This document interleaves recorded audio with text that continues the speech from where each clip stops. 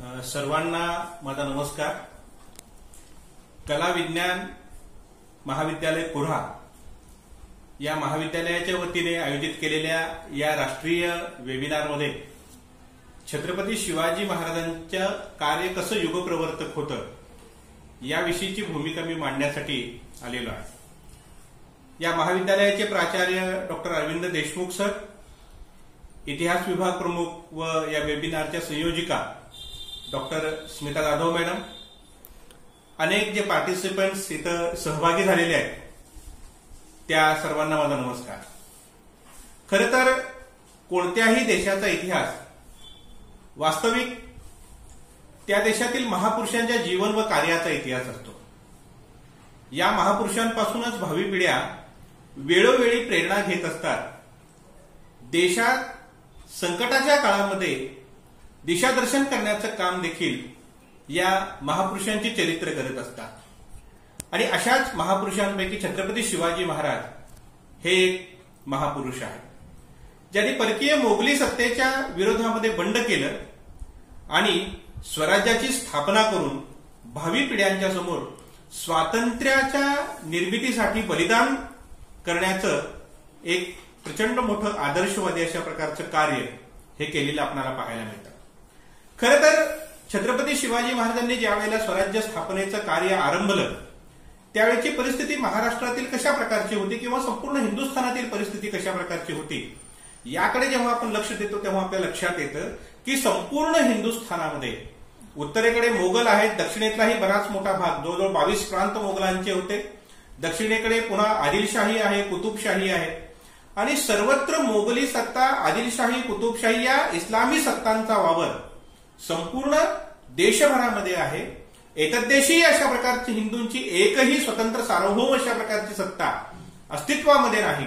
अशा काळामध्ये छत्रपती शिवाजी महाराजांनी स्वराज्य स्थापनेचं कार्य हाती घेणं किंबहुना त्या काळातील बहुतेक मराठी सगळी घराणी जी होती ती सगळीच्या सगळी या इस्लामी राजसत्तांची चाकरी करण्यामध्ये धन्यता मानत होती।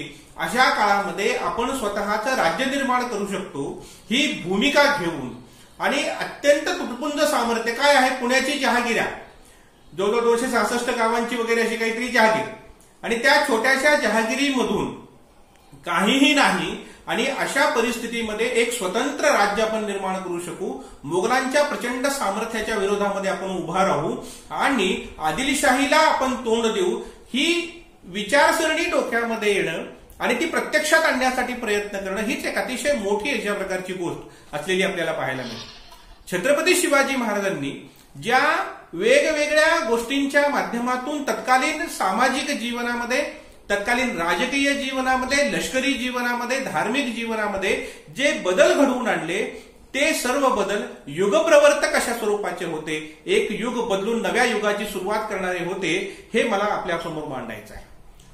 अतिशय सामान्य अशा प्रकारच्या माणसांच्या मधून असामान्य अशा प्रकारचे योद्धे निर्माण करणं, असामान्य अशा प्रकारचे प्रशासक निर्माण करणं आणि हे करत असताना जो लढा आपण आरंभलेला आहे तो आरंभलेला लढा हा त्यांच्या मुक्तीचा लढा आहे ही गोष्ट त्यांना पटवून देणं आणि नुसती पटवून देणं असं नव्हे तर त्याविषयीची त्यांची खात्री अखंड ठेवणं, अभंग ठेवणं आणि या माध्यमातून आपल्या एका लढ्याला जनलढ्याचं स्वरूप प्राप्त करून देण्याचं काम छत्रपती शिवाजी महाराजांनी केलेलं दिसून येतं। म्हणजे सामान्य माणसांच्या मधून असामान्य अशा प्रकारचे योद्धे, असामान्य अशा प्रकारचे प्रशासक घडविले आणि घडवत असताना त्यांच्या मनामध्ये स्वातंत्र्यकांक्षा निर्माण केली आणि आपलं स्वतःचं राज्य निर्माण करण्याची एक जी भावना त्यांच्यामध्ये निर्माण केली ती मृतप्राय झालेल्या गुलामीमध्ये जीवन कंठत असताना आपल्यावर होणाऱ्या अन्याय अत्याचाराच्या विरोधामध्ये कोणत्याही प्रकारचा आवाज न उठविणाऱ्या, हे सर्व आपलं प्राक्तन आहे असं मानणाऱ्या या गुलामीत खचलेल्या जीवांच्या मध्ये, माणसांच्या मध्ये स्वातंत्र्याची उर्मी निर्माण करणं आणि त्यासाठी त्यांना प्रेरित करून हे कार्य त्यांच्या हातून तडीस नेणं हे युगप्रवर्तक अशा प्रकारचं कार्य होतं आणि म्हणून असामान्य अशा प्रकारचं काम त्यांच्या पौरुषत्वाला आव्हान देऊन जे छत्रपती शिवाजी महाराजांनी केलं ते अत्यंत महत्वपूर्ण अशा प्रकारचं असलेलं आपल्याला पाहायला मिळतं। त्याबरोबरच आणखी एक गोष्ट, भारताचा एकूण सगळा इतिहास जर आपण बघितला तर काय दिसतं आपल्याला, तर या सगळ्या इतिहासामध्ये खूप मोठ्या प्रमाणावर आपण असं पाहतो की पारतंत्र्यामध्ये वेळोवेळी भारतीय समाज गेलेला आपल्याला दिसून येतो. इस्लामी आक्रमणांच्यामुळे असेल, त्याच्या आधी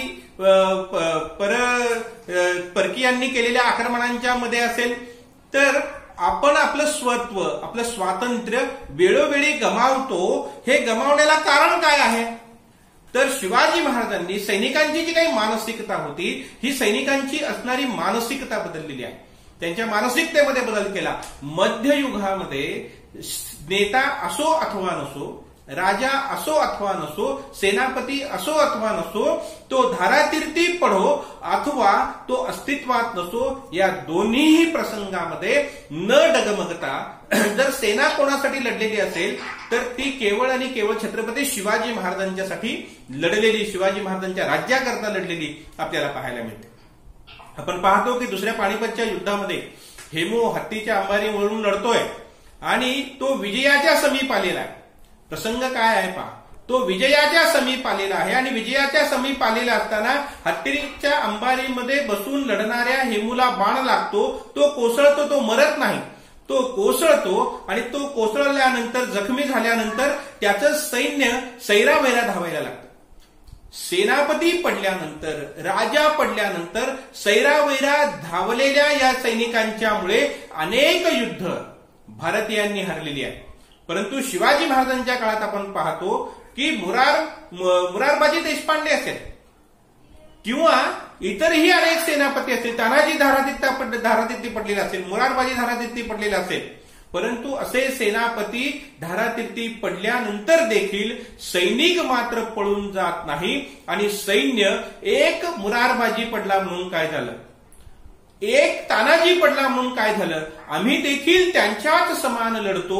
ही जी काही उर्मी आहे, ही जी काही जिद्द आहे, ती छत्रपती शिवाजी महाराजांनी आपल्या मराठी सैनिकांच्या मध्ये निर्माण केली आणि म्हणून मध्ययुगामध्ये सेनापती पडला तरी, सेनापती नसला तरी सैन्य लढत राहिलं. याच कारणासाठी आपण बघतो की राजाराम महाराज ज्या वेळेला जिंजीला गेले आणि ते जवळजवळ 9-9.5 वर्ष जिंजीमध्ये राहिले, तरी देखील स्वराज्यामध्ये राजा नसताना सैन्य लढत राहिलं आणि मोगलांना त्यांनी विजय प्राप्त करू दिला नाही.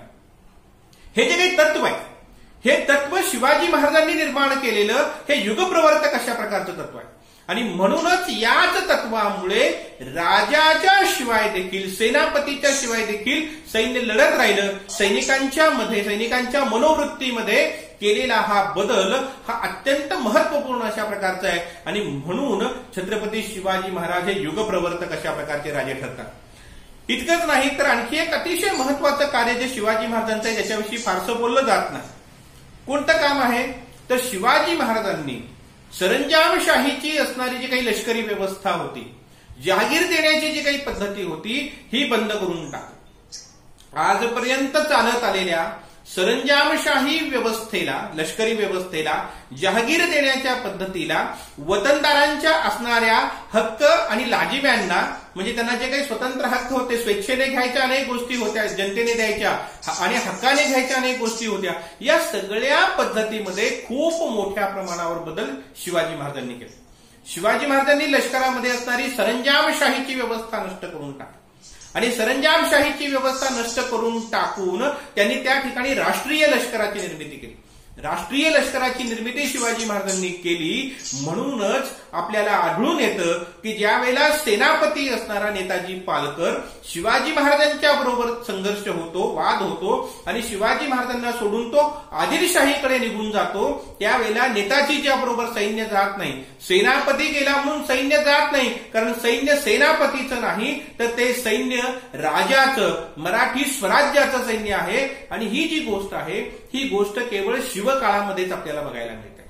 आपण दुसरीकडे पाहतो, प्लासीच्या युद्धामध्ये काय होतं, प्लासीच्या युद्धामध्ये सिराजुद्दौलाच्या विरोधामध्ये लढणारं इंग्रजांचं सैन्य अतिशय कमकुवत असणारं किंवा अतिशय मोजकं असणारं सैन्य, तुटपुंज असणारं सैन्य, परंतु 50,000ची सैन्य संख्या असून देखील सिराजुद्दौला मात्र त्या युद्धामध्ये विजयी होत नाही, तो पराभूत होतो. कारण त्याचा सेनापती मीर जाफर हा युद्धामध्ये उतरत नाही, तो तटस्थ राहतो. सेनापती तटस्थ राहिल्यामुळे सैन्य तटस्थ राहतं आणि त्या सेनापतीला नेमणारा, त्या सैन्याचा सगळा खर्च करणारा नवाब मात्र पराभूत होतो. कारण सैन्य हे नवाबाचं नाही तर सेनापतीचं आहे.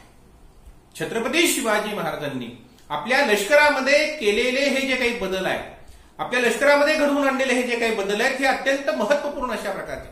आणि म्हणून आपण पाहतो राजारामाच्या काळात देखील सेनापती असणारा संताजी, ज्या वेळेला संताजीला काढून टाकलं जातं तेव्हा संताजी बरोबर थोडकं मोजकं सैन्य गेलेलं आहे. सगळं मराठी सैन्य त्याच्यासोबत जात नाही. कारण शिवाजी महाराजांनी निर्माण केलेलं हे जे काही तत्व होतं, हे तत्व हे कार्य अशा प्रकारचं आहे की युगप्रवर्तक अशा प्रकारचं कार्य, आजपर्यंत न घडून आलेलं अशा प्रकारचं हे कार्य आहे. आणि म्हणून शिवाजी महाराज हे युगप्रवर्तक अशा प्रकारचे राज्यकर्ते ठरतात. दुसरी बाजू आपण बघतो की शिवाजी महाराजांनी वतनदारांच्या जुलमामधून सर्वसामान्य रयतेला सोडवलेलं आहे. हे राज्य व्हावे ही तू श्रींची इच्छा, हे जे काही धोरण आहे, ही जी काही भूमिका आहे, हे राज्य माझं स्वतःचं नाही, हे रयतेचं राज्य आहे. आणि म्हणून वतनदार देशमुख असतील, पाटील असतील, कुलकर्णी असतील, हे सगळे जे आहेत हे सगळे रयतेवर मोठ्या प्रमाणावर अन्याय अत्याचार करतात, जुलूम जबरदस्ती करतात. त्यांना मिळालेले जे काही हक्क आहेत, त्यांना मिळालेल्या या हक्काचा गैरवापर करतात.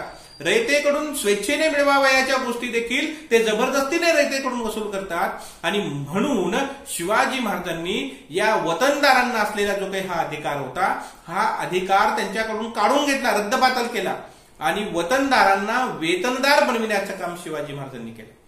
त्यामुळे काय झालं, शेकडो वर्षांपासून या वतनदारांच्या अन्यायाने खचलेल्या प्रजेला या वतनदारांच्या अन्यायातून मुक्त करण्याचं काम केलं आणि या वतनदारांना वेतनदार बनविण्याचं काम शिवाजी महाराजांनी केलेलं दिसून येतं. आता केवळ वतनदारांच्या जुलमातूनच सोडवलेलं आहे का?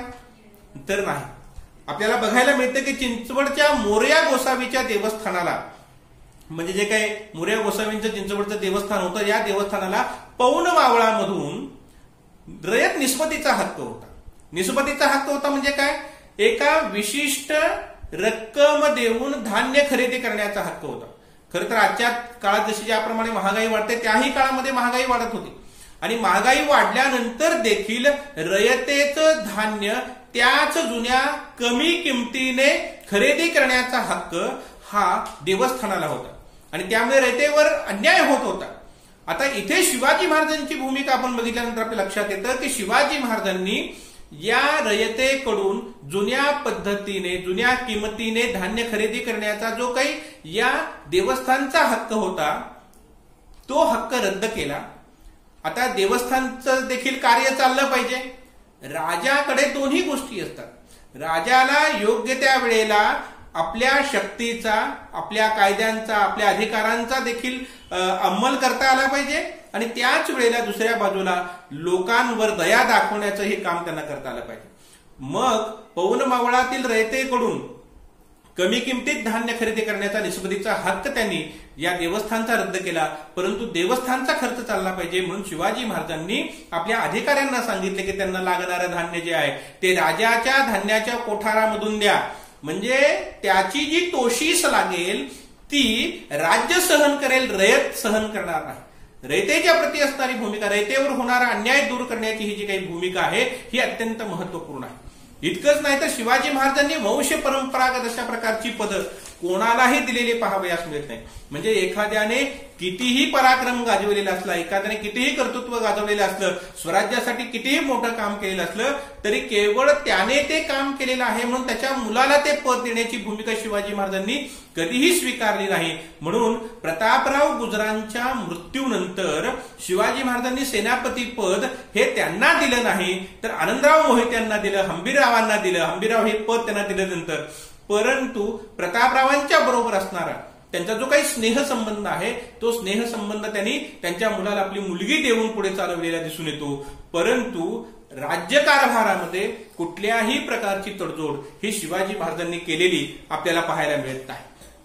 छत्रपती शिवाजी महाराज हे धार्मिक होते, परंतु धार्मिक असताना देखील कधीही धर्मभोळेपणा त्यांच्या ठिकाणी आलेला आपल्याला पाहायला मिळत नाही.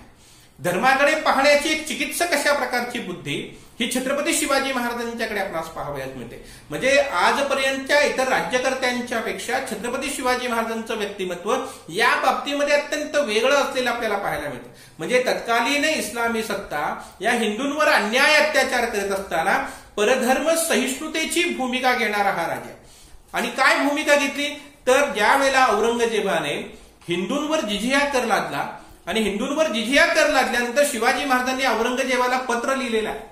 आणि त्या पत्रामध्ये शिवाजी महाराज औरंगजेबाला असं म्हणतात, ईश्वर केवळ मुसलमानांचा आहे असं कुराणात लिहिलेलं नाही. आता कुराण शिवाजी महाराज औरंगजेबाला समजावून सांगतायत, ईश्वर केवळ मुसलमानांचा आहे असं कुराणात लिहिलेलं नाही. हिंदू मुस्लिम हे दोन रंग परस्पर विरोधी आहेत. हे हिंदू मुस्लिम हे दोन रंग ईश्वराने निर्माण केलेले आहेत. आणि ते कशासाठी निर्माण केलेले आहेत तर विश्वकर्म्याने जगाचे चित्र रंगविण्यासाठी या दोन रंगांचा वापर केलेला आहे. आणि म्हणून स्वधर्माच्या विषयी कमालीचा आदर, प्रेम, निष्ठा असली तरी परधर्माचा द्वेष शिवाजी महाराजांनी केलेला नाही हे आपल्याला दिसून येतं. आणि म्हणूनच खाफी खान असं म्हणतो की छत्रपती शिवाजी महाराजांनी मशिदींना हात लावला नाही. आपल्या सैनिकांना त्यांनी सक्त आदेश दिलेला होता की मशिदींना हात लावायचा नाही. कुराणाची प्रत जर तुमच्या हातामध्ये सापडली तर ती कुराणाची प्रत तितक्याच आदराने ती आपल्या सैन्यातील मुस्लिम सैनिकांच्या, गीते इतक्याच आदराने आपल्या सैन्यातील मुस्लिम सैनिकांच्या ताब्यामध्ये द्यावी असं शिवाजी महाराजांनी आपल्या सैनिकांना सक्त आदेश दिला. म्हणजे आपल्या धर्मावर होणारा अन्याय शिवाजी महाराजांनी कदापि सहन केला नाही. इस्लामी राज्यकर्त्यांकडून असेल, ख्रिश्चन राज्यकर्त्यांकडून असेल होणारा अन्याय त्यांनी सहन केला नाही. ज्यावेळेला गोव्यामध्ये ख्रिश्चनीकरण मोठ्या प्रमाणावर चाललं, हिंदू रयतेचं हे समजल्यानंतर गोव्याच्या त्या भागामध्ये आक्रमण करून तेथील काही गुरूंचा त्यांनी शिरच्छेद केलेला. ज्या ठिकाणी मंदिरं पाडून मशिदी बांधण्यात आलेल्या होत्या त्या मशिदी पाडून तिथे मंदिरंही बांधलेली आहेत. म्हणजे आपल्या धर्मावर, आपल्या धर्माच्या तीर्थक्षेत्रांवर, धर्मस्थळांवर झालेला अन्याय त्यांनी सहन केला नाही. हे जितकं खरं आहे तितकंच दुसरी गोष्ट ही खरी आहे की परधर्माच्या प्रति आदराची भावना आणि परधर्मीयांना कोणत्याही प्रकारचा द्वेष भावनेतून शिवाजी महाराजांनी केला नाही. त्यांच्या धर्मस्थळांचा, धर्मग्रंथांचा आदर देखील शिवाजी महाराजांनी केला. धर्माच्या बाबतीमध्ये आणखी एक गोष्ट आपण लक्षात घेतली पाहिजे की शिवाजी महाराजांनी आदर्शवाद आणि वास्तववाद याच्यामध्ये कधीच गफलत होऊ दिलेली नाही. म्हणजे धर्मग्रंथांच्या मध्ये सांगितलेलं होतं की ब्रह्महत्या हे सगळ्यात मोठं पातक आहे, स्त्री हत्या हे सगळ्यात मोठं पातक आहे. परंतु धार्मिक असणाऱ्या शिवाजी महाराजांनी देखील कधीही या एक प्रकारच्या खुळचट असणाऱ्या कल्पना ज्या आहेत त्या कल्पना आपल्या आयुष्यामध्ये मांडल्या नाहीत. म्हणजे ज्या वेळेला अफजल खान चाल करून आला आणि प्रत्यक्ष भेटीच्या वेळेला अफजल खानाला शिवाजी महाराजांनी मारल्यानंतर अफजल खानाचा वकील कृष्णाजी भास्कर ज्या वेळेला शिवाजी महाराजांवर वार करतो त्यावेळेला तो ब्राह्मण आहे म्हणून शिवाजी महाराज त्याला सोडून देत नाहीत, तर त्याला तिथे ठार करतात. इतकंच नाही तर ज्या वेळेला एखादा एक ब्राह्मण अधिकारी शिवाजी महाराजांचा खर्चाच्या याच्यामध्ये गफलत करतो, तफावत आणतो आणि अफरातफर करण्याचा प्रयत्न करतो, राजाचा ऐकत नाही, आपल्या वरिष्ठ अधिकाऱ्यांचा ऐकत नाही असं जेव्हा लक्षात येतं त्यावेळेला शिवाजी महाराज त्याला पत्र लिहून सांगतात, ब्राह्मण म्हणून कोण मुलाहिजा बाळगतो, म्हणजे आपण ब्राह्मण आहोत आपल्याला कोण काय करतं असं जर तुम्हाला वाटत असेल तर ती गोष्ट तुम्ही सोडून टाका, डोक्यातून काढून टाका. ब्राह्मण म्हणून तुमचा मुलाहिजा बाळगला जाणार नाही. तुम्ही एखादी चुकीची गोष्ट करत असाल तर ती मान्य केली जाणार नाही केवळ तुम्ही ब्राह्मण आहात म्हणून. ही गोष्ट देखील सांगण्याचं काम शिवाजी महाराजांनी केलं. आणि म्हणून आपण बघतो की शिवाजी महाराजांनी धर्म हे आपल्या शक्तीचं कारण बनवलेलं आहे आणि ते करत असताना परधर्मीयांच्या मध्ये देखील आपल्या राज्याविषयी, आपल्या तत्वांच्या विषयी इतका कमालीचा आदर आणि निष्ठा त्यांच्या मनामध्ये निर्माण केली की आपण पाहतो की शिवाजी महाराजांच्या खासगीमध्ये असणारा मदारी मेहतर हा मुस्लिम आहे, इस्लाम धर्मीय आहे. खोट्या शिवाजीचे पाय चेपत तो बसतो, त्याची निष्ठा शिवाजी महाराजांच्या ठिकाणी आहे ना की आपल्या धर्मीय असणाऱ्या सत्तेच्या ठिकाणी. इतकी निष्ठा परधर्मीयांच्या मनामध्ये देखील निर्माण करण्याचं काम शिवाजी महाराजांनी जे केलं हे युगप्रवर्तक अशा प्रकारचं काम होतं. आणि म्हणून धार्मिक धोरणाच्या बाबतीमध्ये देखील आजपर्यंत चालत आलेल्या वेगवेगळ्या अशा प्रकारच्या ज्या काही गोष्टी होत्या त्याला छेद देऊन एक नवीन अशा प्रकारचं धोरण शिवाजी महाराजांनी निर्माण केलेलं आपल्याला पाहायला मिळतं. दुसरा आणखी एक महत्वाचा भाग म्हणजे शिवाजी महाराजांच्या ठिकाणी असणारी अप्रतिम अशा प्रकारची असामान्य अशा प्रकारची नैतिकता. हे शिवाजी महाराजांच्या व्यक्तिमत्वाचं एक आणखी वैशिष्ट्य आहे. आचार विचार आणि पावित्र्य यांनी शीलवंत असलेला छत्रपती शिवाजी महाराजांच्या सारखा दुसरा राज्यकर्ता आपल्याला पाहायला मिळत नाही. स्त्रियांच्या प्रती काय होती परिस्थिती त्यावेळेला, म्हणजे खुद्द शिवाजी महाराजांच्या काळाच्या आधी सर्वत्र जेव्हा आपण पाहतो तेव्हा स्थिती अशी दिसून येते की सुंदर दिसणाऱ्या स्त्रियांना पळवून न्यावं, आपल्या जनानखान्यात नेऊन ठेवावं, त्यांना बटीक म्हणून विकावं, गुलाम म्हणून विकावं आणि अशा पळवून नेलेल्या स्त्रियांच्या बद्दल नेऊन त्यांच्यावर अत्याचार होत असत, परंतु त्याविरुद्ध कोठेही दाद मागता येत नव्हती. अशी सगळी परिस्थिती होती. गोदावरीला स्नानास गेलेल्या खेलोजी भोसले म्हणजे शहाजीराजे भोसलेंच्या चुलत बंधूंची पत्नी गोदावरीवर स्नानास गेलेली असताना महाबत खान हा तिला उठून पळून घेऊन जातो आणि असं केल्यानंतर देखील कोणी काही करू शकत नाही. अशा काळामध्ये शिवाजी महाराज मात्र स्त्रियांच्या प्रती जे दाक्षिण्य दाखवितात, परस्त्री माते समान ही जी काही भूमिका घेतात, हे जेव्हा आपण पाहतो तेव्हा त्यांच्या व्यक्तिमत्वाचं वेगळेपण आपल्या लक्षात येतं. आता एखादा राजा एखादा नेता हा मोठा केव्हा असतो? तो चारित्र्य संपन्न आहे, तो नीतिमान आहे म्हणजे मोठा आहे का? ते व्यक्तिगत मोठेपण नाही, ते नेतृत्वाचं मोठेपण नाही, ते राजाचं मोठेपण नाही. राजाचं आणि नेतृत्वाचं मोठेपण केव्हा आहे? जेव्हा स्वतः अत्यंत नीतिमान असणारा, चारित्र्य संपन्न असणारा राज्यकर्ता ही तत्व, हे गुण जेव्हा आपल्या प्रशासनातील अधिकाऱ्यांच्या मध्ये, आपल्या सैनिकांच्या मध्ये निर्माण करण्याला यशस्वी ठरतो, त्यावेळेला तो राज्यकर्ता मोठा असतो. म्हणजे पराकोटीची नैतिकता केवळ शिवाजी महाराजांच्या मध्ये होती असं नाही, तर ती आपल्या सैनिकांच्या मध्ये, आपल्या अधिकाऱ्यांच्या मध्ये परावर्तित करण्याचं काम हे छत्रपती शिवाजी महाराजांनी केलेलं होतं. आणि म्हणून शिवाजी महाराज हे एक मोठे अशा प्रकारचे नेते म्हणा, राजा म्हणा, आदर्श हे समाजाच्या पुढे ठरतात असं आपल्याला पाहायला मिळतं. अत्यंत महत्वपूर्ण अशा प्रकारच्या गोष्टी आहेत की स्त्रियांच्या बाबतीमध्ये शिवाजी महाराजांची जी भूमिका होती ती भूमिका शिवाजी महाराजांनी आपल्या सैनिकांमध्ये निर्माण केलेली होती. हे कशावरून दिसतं? तर शिवाजी महाराजांनी आपल्या सैनिकाला सक्त आदेश दिलेला होता की स्त्रिया बाळींना धरायचं नाही. ते स्वराज्यामध्येच नाही तर परमुलखामध्ये गेल्यानंतर देखील स्त्रियांना पकडायचं नाही. आणि याचा परिणाम काय झाला? याचा परिणाम हा झाला की मराठी सैनिक कधीही स्त्रियांना त्रास देत नसत.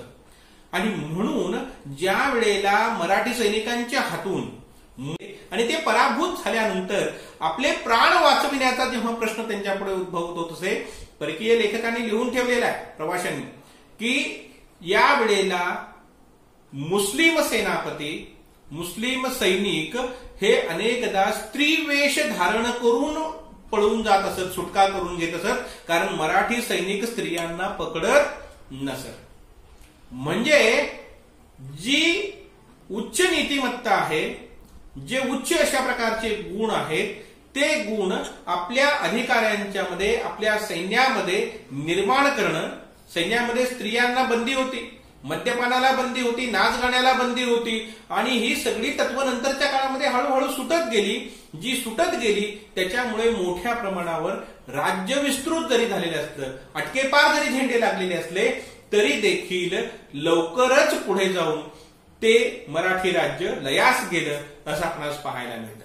शिवाजी महाराजांची ही तत्व अत्यंत महत्वपूर्ण आहे. आणखी एक अतिशय महत्वपूर्ण कार्य शिवाजी महाराजांनी केलं. काय केलं शिवाजी महाराजांनी? ज्या वेळेला छत्रपती शिवाजी महाराजांनी म्हणजे छत्रपती होण्याच्या पूर्वी आता राज्याभिषेक करायचा आहे आणि राज्याभिषेक करायचा ठरविल्यानंतर शिवाजी महाराजांच्या पुढे एक प्रश्न निर्माण झाला. महाराष्ट्रातील विद्वान ब्राह्मणांनी तो प्रश्न उपस्थित केला. आणि प्रश्न काय उपस्थित केला की जगात क्षत्रियच अस्तित्वात नाही, कृष्ण नृसिंह शेष नावाच्या एका लेखकाने शूद्र शिरोमणी नावाचा एक ग्रंथ लिहिलेला होता आणि त्या ग्रंथामध्ये त्याने याची भूमिका मांडलेली होती की परशुरामाने 21 वेळेला पृथ्वी निक्षत्रिय केलेली आहे आणि त्यामुळे आता जगामध्ये पृथ्वीवर कुठेही आता क्षत्रिय अस्तित्वात राहिलेले नाही. जर पृथ्वीवर क्षत्रिय अस्तित्वात राहिलेले नसतील तर राजा बनणं, नवीन राज्य निर्माण करणं हे आता शक्य नाही. खरं तर ही गोष्ट आपल्याच पायावर धोंडा मारून घेणारी अशा प्रकारची, शेख चिल्ली जसा फांदीवर बसतो तीच फांदी तोडतो, आत्मनाश घडवून आणणारी अशा प्रकारची ही गोष्ट होती, ही संकल्पना होती. म्हणजे इस्लामी राज्यकर्त्यांनी राज्य केलं, राज्य स्थापना केली तरी आम्हाला चालेल, ख्रिश्चनांनी राज्य स्थापना केली तरी ते आम्हाला चालेल, पण कोणी हिंदू मात्र राज्य स्थापन करू शकणार नाही, कारण जगात क्षत्रिय नाही. आता ही कल्पना ही आत्मनाश घडवून आणणारी अशा प्रकारची कल्पना होती. शिवाजी महाराजांनी या जगात क्षत्रिय आहेत, ते स्वतःचं राज्य स्थापन करू शकतात, ही गोष्ट सिद्ध करून स्वतःच सार्वभौम अशा प्रकारचं राज्य ते छत्रसिंहासनाधीश्वर होऊन, अभिषिक्त राजे होऊन सिद्ध करून दाखविलं आणि एक अत्यंत चुकीची वेडगळ अशा प्रकारची कल्पना जी हिंदू धर्मातील गोष्टींच्या माध्यमातून चालत आलेली होती ती दूर करण्याचं काम शिवाजी महाराजांनी केलेलं आपणास पाहावे. हे युगप्रवर्तक अशा प्रकारचं काम. इतकंच नाही तर शिवाजी महाराजांनी अनेक गोष्टी केल्या. राज्याभिषेकाच्या नंतर त्यांनी आपल्याला पाहायला मिळतं की रघुनाथ पंडिताच्या करवी राज्य व्यवहार कोश तयार केला. आज आपण पाहतो आहोत की मराठीवर इंग्रजीचं आक्रमण मोठ्या प्रमाणात होत आहे, हिंदीचं अतिक्रमण मोठ्या प्रमाणात होते वगैरे अशा वेगवेगळ्या गोष्टी चालू असतात आणि इंग्रजीचं होणारं हे आक्रमण जे आहे ते आपण थांबवलं पाहिजे. भाषेची शुद्धता आपण जपली पाहिजे. याकरता मराठी दिनाच्या दिवशी, हिंदी दिनाच्या दिवशी इंग्रजीचं या आपल्या भाषांवर होणारं आक्रमण जे आहे, अतिक्रमण जे आहे ते थांबवलं पाहिजे म्हणून मोठ्या प्रमाणावर आपण चर्चा घडवून आणतो. वेगवेगळ्या विषयांवर यावर मोठ्या प्रमाणावर लेख, भाषणं होतात, सगळं होतं. परंतु विचार करा, फारसी शब्द म्हणजे ज्ञानेश्वरांच्या काळामध्ये असलेली शुद्ध मराठी शिवाजी महाराजांच्या कालखंडापर्यंत येईपर्यंत 60-70% पर्यंत ही प्रदूषित झालेली होती. फारसी शब्दांची रेलचेल इतक्या मोठ्या प्रमाणावर सरकारी भाषांच्या पत्रांच्या मध्ये, सरकारी भाषांमध्ये आलेली होती. आणि मग अशा स्थितीमध्ये शिवाजी महाराजांनी आपल्या अधिकाऱ्यांना सांगून राज्यव्यवहार कोश रघुनाथ पंत हनुमंतेच्याकडून करून घेतला आणि फारसी शब्दांना पर्यायी मराठी शब्द दिले. म्हणजे नुसत्या गप्पा मारून होणार आहे का? असं केलं पाहिजे, तसं केलं पाहिजे, पण करणार कोण असा प्रश्न जेव्हा निर्माण होतो त्यावेळेला करायला कोणीही तयार होत नाही. त्याची जबाबदारी कोणीही घेत नाही. आपण महाविद्यालयांच्या मधून वगैरे बघत असाल, चर्चा खूप होतात अनेक विषयांच्यावर, परंतु ती जबाबदारी घ्यायची वेळ आली की सगळेच हळूहळू पाय काढायला लागतात. परंतु विचार मनामध्ये येऊन चालत नाही, तर आलेला विचार प्रत्यक्षात आणणं ही अत्यंत महत्वपूर्ण गोष्ट असते. आणि म्हणून फारसी शब्दांना पर्यायी शब्द देण्याचं काम केलं. मुसलमानी पद्धतीची लेखन धाटणी होती, लिखाणाची धाटणी जी मुसलमानी पद्धतीची बनलेली होती ती बदलून मराठी पद्धतीची लिखाणाची धाटणी निर्माण करण्याचं काम शिवाजी महाराजांनी केलं. आणि ते करत असताना शिवाजी महाराजांनी बाळाजी आवजी चिटणीसाच्या माध्यमातून लेखन प्रशस्ती हा ग्रंथ लिहून घेतला. आणि लेखन प्रशस्ती हा ग्रंथ लिहून घेऊन पत्रलेखन करायचं असेल, वेगवेगळ्या प्रकारचं सरकारी जे काही लेखन असेल ते लेखन मराठी पद्धतीने झालं पाहिजे, मराठी धाटणीचं झालं पाहिजे, यासाठीची म्हणून तयारी जी आहे ती त्याच्या माध्यमातून केलेली आपल्याला पाहायला मिळते. शिवकाळामध्ये आणखी एक गोष्ट अत्यंत महत्वपूर्ण जी शिवाजी महाराजांनी घडवून आणली ती म्हणजे त्या काळात हिंदू धर्म परंपरेनुसार सिंधू बंदी होती, म्हणजे सागरावर संचार करण्याला बंदी होती. आपण पाहतो की ज्या वेळेला ब्रिटिशांनी हिंदी सैनिकांना परदेशामध्ये समुद्रमार्गे युद्ध लढण्यासाठी नेलं आणि ते युद्ध संपून हे सगळे हिंदी सैनिक ज्या वेळेला भारतामध्ये परत आले, त्यावेळेला ते भारतामध्ये परत आल्यानंतर त्या सैनिकांना त्यांच्याच कुटुंबियांनी स्वतःच्या घरात घ्यायचं नाकारलं आणि त्यांना स्वतःच्या घरात, आता खरं तर युद्धावर जाऊन आलेला, परत देशात जाऊन आलेला मनुष्य घरी आल्यानंतर त्याच्या आई वडिलांना, बायकोला, मुलांना आनंद व्हायला पाहिजे. परंतु तसं न होता तू धर्मभ्रष्ट झालेला आहेस, म्हणून त्याला घरात घेतलं गेलं नाही जोपर्यंत तो प्रायश्चित्त घेत नाही. ही उदाहरणं जेव्हा आपण 18व्या-19व्या शतकामध्ये पाहतो त्यावेळेला आपल्या लक्षात येतं की शिवाजी महाराजांनी 17व्या शतकामध्ये स्वतःचं आरमार निर्माण केलं, स्वतःचे जलदुर्ग निर्माण केले. मध्ययुगामध्ये स्वतःच्या आरमारावर स्वार होऊन लष्करी मोहिमा करणारा एकमेव राज्यकर्ता जर कोणी असेल तर ते छत्रपती शिवाजी महाराज.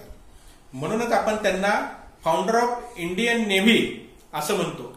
भारतीय आरमाराचा संस्थापक म्हणून छत्रपती शिवाजी महाराजांना ओळखतो. मध्ययुगामध्ये पूर्णतः आपल्या भारतीय राज्यकर्त्यांच्याकडे स्वतःचं आरमार असण्याची, आरमार ठेवण्याची जी गोष्ट होती ती लयास गेली होती. प्राचीन भारतामध्ये आपल्याला आरमार पाहायला मिळतं, परंतु मध्ययुगामध्ये नाही. औरंगजेब बादशहा 22 सुभ्यांचा बादशहा होता, पण त्याला देखील सागरावर संचार करायचा असेल तर पोर्तुगीजांचा परवाना घ्यावा लागत असे. मुस्लिम जे काही भाविक मक्का मदिनेला जात असत त्यांच्या जहाजांना देखील पोर्तुगीजांचा परवाना घ्यावा लागत असे.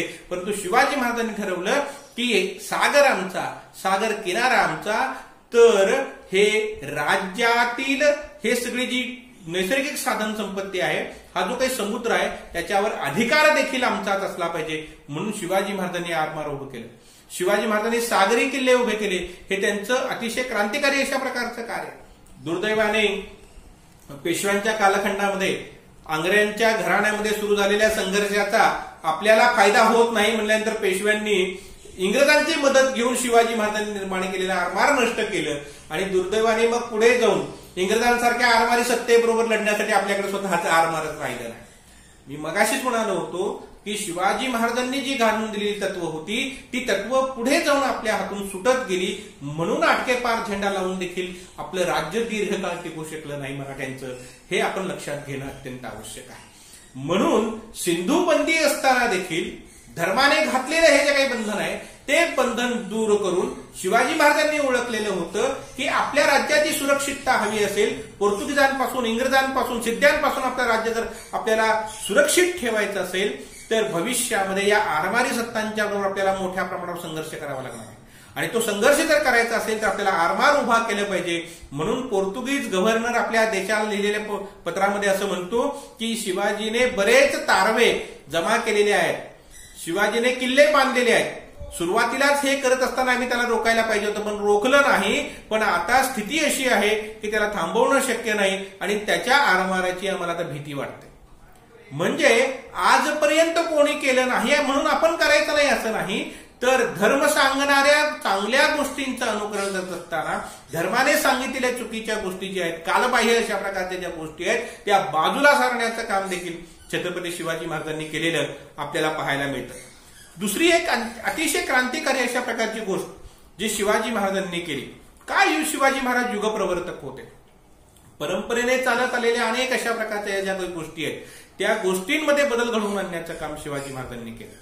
म्हणजे हिंदू धर्माच्या बाबतीमध्ये असं म्हटलं जातं की हिंदू धर्माला फक्त बाहेर जाण्याचंच दार, धर्मातून बाहेर पडतायत, परंतु एखाद्याला असं वाटलं की आम्हाला आत यायचं, आम्हाला हिंदू व्हायचं आहे किंवा जबरदस्तीने आमचं धर्मांतर झालं होतं, आम्हाला स्वधर्मामध्ये परत यायचं आहे, तर त्याला परत आत येण्याचा कोणताही मार्ग, कोणताही दरवाजा हिंदू धर्मामध्ये नाही. परंतु शिवाजी महाराजांनी या बाबतीमध्ये उचललेलं पाऊल किती क्रांतिकारी स्वरूपाचं होतं. आपण पाहतो की 19व्या शतकामध्ये देखील आर्य समाजाच्या माध्यमातून असेल या सगळ्या धर्मसुधारकांना धर्माची शुद्धीकरणाची जी चळवळ आहे ती चालविणं किती अवघड झालेलं होतं, किती कठीण होतं हे आपल्या लक्षात येतं. ज्या काळामध्ये धर्म सुधारणा हा शब्दच अस्तित्वात नव्हता त्या काळामध्ये धर्मांतरित झालेल्या लोकांना स्वधर्मात परत घेण्याचं काम शिवाजी महाराजांनी करून दाखवलं. म्हणजे नेताजी पालकर जो धर्मांतरित झालेला होता जबरदस्तीने त्याला शुद्ध करून स्वधर्मामध्ये घेतलं. नुसतं शुद्ध करून स्वधर्मामध्ये घेतलं. किती प्रागतिक, किती पुरोगामी अशा प्रकारचे विचार शिवाजी महाराजांचे होते. त्यामुळे किती द्रष्टे राज्यकर्ते ते होते हे आपल्या लक्षात येतं. म्हणजे नुसतं नेताजी पालकरला स्वधर्मात घेतलं असं नाही, तर नेताजीच्या मुलाला आपली मुलगी देऊन शिवाजी महाराजांनी त्याला प्रतिष्ठा सुद्धा प्राप्त करून दिली. म्हणजे ही किती क्रांतिकारक अशा प्रकारची गोष्ट आहे, किती महत्वपूर्ण अशा प्रकारची गोष्ट आहे ही आपण लक्षात घेतली पाहिजे. आणि म्हणून आपण पाहतो की पहिल्या बाजीरावाच्या कालखंडामध्ये मोठा योद्धा मस्तानीपासून झालेला मुलगा शमशेर बहादर, परंतु मस्तानीपासून झालेल्या या मुलाला त्याला स्वतःला स्वधर्मामध्ये परत घ्यायचं होतं, आपल्या धर्मामध्ये घ्यायचं होतं, हिंदू धर्मामध्ये घ्यायचं होतं. बाजीरावाने कितीही प्रयत्न केले तरी देखील तेथील ब्राह्मणांनी, त्याच्या कुटुंबियांनी कधीही ही गोष्ट होऊ दिली नाही. प्रचंड पराक्रमी असणाऱ्या बाजीरावाला मस्तानीपासून झालेल्या आपल्या मुलाला स्वधर्मामध्ये घेता आलं नाही. परंतु शिवाजी महाराजांनी त्याच्या कैक वर्ष आधी ही गोष्ट प्रत्यक्षात आणून दाखवलेली होती. यावरून शिवाजी महाराजांचं द्रष्टेपण, शिवाजी महाराजांचं काळाच्या पुढे पाहण्याची त्यांची काही दृष्टी आहे, कालातीत अशा प्रकारची ही जी काही गोष्ट आहे, ही गोष्ट आपल्याला अत्यंत मोठी अशा प्रकारची वाटते. आणि ते कारण आहे की ज्यामुळे शिवाजी महाराज हे युगप्रवर्तक अशा प्रकारचे, एक युग बदलून नव्या युगाची सुरुवात करणारे अशा प्रकारचे राज्यकर्ते ठरतात. दुसरा आणखी एक महत्वाचा भाग म्हणजे शिवाजी महाराजांनी राज्याभिषेक केल्यानंतर राज्याभिषेक शक सुरू केला, राजशक सुरू केला.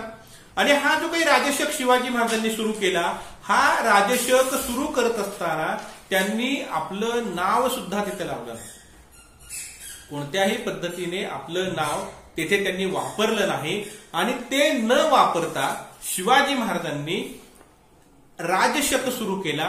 राजशक सुरू करून स्वतःची नाणी पाडली. म्हणजे तांब्याची नाणी असतील शिवराई होऊन हे सोन्याचं नाणं असेल, हे त्यांनी पाडलं. आजपर्यंत विक्रमादित्य अशा प्रकारची जी पदवी सगळे हिंदू राज्यकर्ते घेत असत, ती पदवी शिवाजी महाराजांनी घेतली नाही. छत्रपती ही पदवी म्हणजे आपल्या रयतेवर छत्र धरणारा, त्यांना संरक्षण देणारा, केवळ स्वराज्य स्थापना करणं हे उद्दिष्ट नाही, स्वराज्य हे सुराज्य झालं पाहिजे यासाठी प्रयत्न करणारा अशा प्रकारचा हा राजा.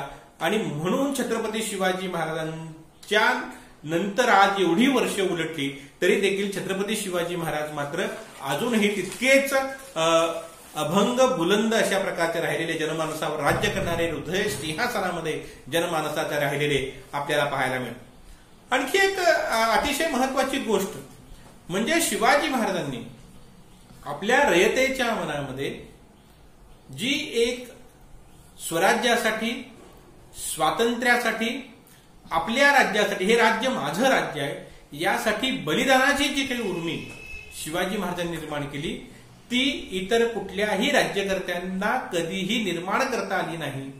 हे एक अतिशय मोठी अशा प्रकारची गोष्ट. म्हणजे पहा, कोण तोफेच्या आवाज येईपर्यंत लढतोय, बाजीप्रभू देशपांडे तोफेचा आवाज जोपर्यंत येत नाही तोपर्यंत प्राण सोडत नाहीये.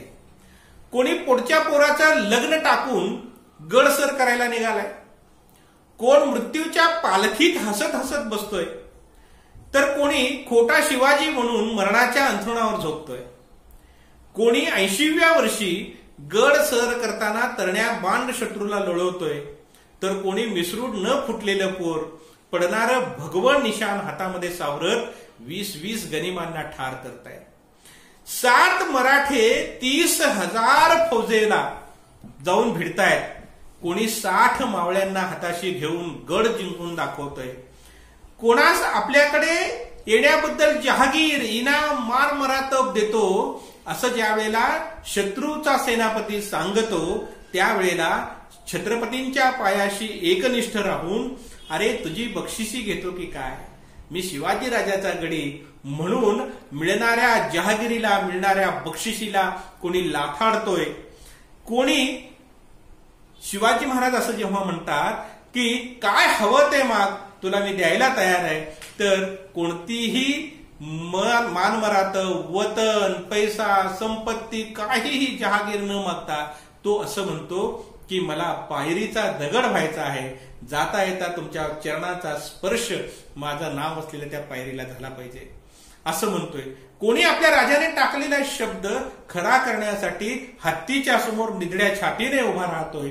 हे सगळं जे आहे हे सगळं केवळ शिवाजी महाराजांनी मराठी माणसांमध्ये जे वतनासाठी, जे क्षुद्र असणाऱ्या अशा प्रकारच्या वतनासाठी, प्रतिष्ठेसाठी खोट्या या सगळ्या गोष्टी करत होते, एकमेकाशी झगडत होते, एकमेकांचा जीव घेत होते आणि खोटी अशा प्रकारची न्यायालयांच्या मध्ये साक्ष देणं, पुरावे देणं अशा गोष्टी करत होते. त्या सगळ्या मराठ्यांना स्वराज्य कार्याला झुंपण्याचं काम शिवाजी महाराजांनी केलं. हे युगप्रवर्तक अशा प्रकारचं काम होतं. म्हणूनच आजपर्यंत शिवाजी महाराजांचं नाव हे इतर राज्यकर्त्यांहूनही श्रेष्ठतम अशा प्रकारचं जे राहिलं, त्याच्या सगळ्यात महत्वाचं कारण शिवाजी महाराजांनी केलेलं हे जे काम होतं हे अत्यंत महत्वपूर्ण अशा प्रकारचं. म्हणजे नुसतं सामर्थ्य असून चालत नाही, सामर्थ्याला नैतिकतेची जोड पाहिजे.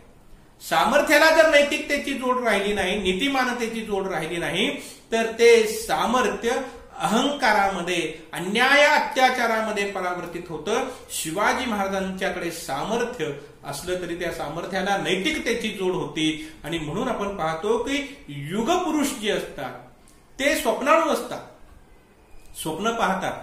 परंतु ती स्वप्न कशा प्रकारची असतात? युगपुरुष पाहतात ती स्वप्न स्वकल्याणाची असत नाहीत, तर लाखो रयतेच्या, जनतेच्या कल्याणाची ती स्वप्न पाहतात. आणि नुसती स्वप्न पाहून चालत नाही. राज्यकर्त्याने, नेत्याने नुसतं स्वप्न पाहून चालत नाही. नाहीतर मग काय होतं? स्वप्न पाहणारा मोहम्मद तुगलक जसा वेडा ठरला, त्याच पद्धतीने स्वप्न पाहणाऱ्याच्या मध्ये ती स्वप्न कितीही योग्य असली, सार्थ असली, तरी प्रत्यक्षात आणण्याची जर कुवत त्याच्यामध्ये नसेल, तर प्रत्यक्षात आणण्याची कुवत नसेल तर त्याचं हसं होऊन जातं. शिवाजी महाराजांनी मोठमोठी स्वप्न पाहिली. लाखाच्या गराड्यात असलेल्या शाहिस्तेखानावर छापा टाकण्याचंही स्वप्न पाहिलं. आपल्या राज्यापासून दूरवर असलेल्या अशा प्रकारच्या सुरतेवर हल्ला करायचंही स्वप्न पाहिलं. कर्नाटकी 1.5 वर्ष जवळजवळ इतक्या दूरवर असणाऱ्या प्रांतामध्ये स्वराज्य सोडून जाऊन ती मोहीम यशस्वी करण्याचं स्वप्न देखील पाहिलं. इतकंच नाही तर ज्या वेळेला आग्र्याच्या कैदेत शिवाजी महाराज सापडले, त्यावेळेला पन्हाळ्याच्या कैदेत शिवाजी महाराज सापडले, त्यावेळेला त्यांनी त्या कैदेतून सुटका करून घेण्याचं स्वप्न देखील बघितलं आणि ते प्रत्यक्षात आणून दाखविलं. म्हणून आपल्या सामर्थ्याला उच्च नैतिकतेची जोड देणारा, आपली स्वप्न प्रत्यक्षात आणणारा अशा प्रकारचा शिवाजी महाराजांसारखा राज्यकर्ता आपल्याला इतिहासामध्ये पाहायला मिळत नाही. तसं पाहायला मिळणं अतिशय विरळ आहे. म्हणून छत्रपती शिवाजी महाराज हे युगप्रवर्तक अशा प्रकारचे राज्यकर्ते ठरतात आणि त्यांचं युगप्रवर्तक हे जे कार्य आहे ते कार्य त्यांच्या हातून घडलं. म्हणूनच आज महाराष्ट्र, मराठी संस्कृती, मराठी भाषा ही अस्तित्वात राहिलेली आपल्याला पाहायला मिळते. आणि म्हणून छत्रपती शिवाजी महाराजांचं कार्य हे अत्यंत मोलाचं अशा प्रकारचं आहे. मला प्रत्येक वेळेला मी अनेकदा याचा शेवट करत असताना 1-2 ओळी कवितेच्या ज्या मला खूप आवडतात त्या म्हणत असतो. उंच हिमालय तुमचा आमचा, केवळ माझा सह्यकडा. उंच हिमालय तुमचा आमचा, केवळ माझा सह्यकडा. गौरी शंकर उभ्या जगाचा, मनात पूजिन रायगडा, मनात पूजिन रायगडा. धन्यवाद.